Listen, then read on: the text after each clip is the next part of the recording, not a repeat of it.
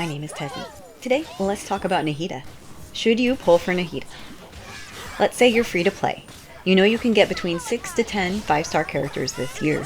You know the value of your wishes, and you're willing to go entire patches without pulling just to make sure that the next character you want, you get. You also know it takes about a month of dedicated resin to build a character. It might take more.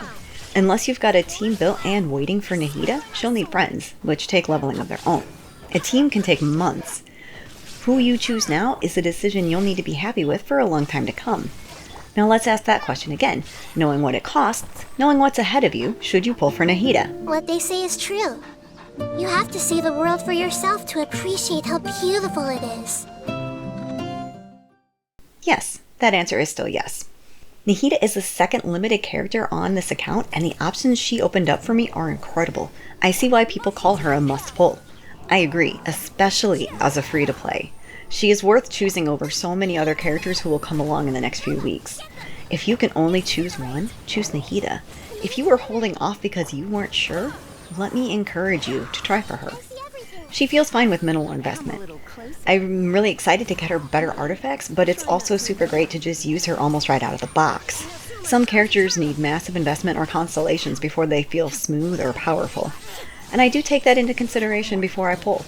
There's simply too many characters out there, so as a free-to-play, I need to be picky about what characters I go for. They have to feel good with beginning investment and at Constellation 0. Nahida does. She is worth every second I've already put into her and more. She's fun. Nahida's elemental skill can read minds in Sumeru, and it can also just grab up items in the world. I'm floored with how easy it is. It works just like it should. The range on her skill is impressive. Tagging all enemies in one quick go takes some practice, but the duration and tagging on them is so worth it. She goes into a million teams. If there's a spot for Dendro, Nahida can fill it. If you have fire or lightning, you have amazing synergy. Personally, I see more damage in Aggravate, Electro, than Overload, Pyro. But a Pyro Burst team works just fine when Electro won't. Odds are good, you have characters she can play nice with. But she doesn't go into all teams.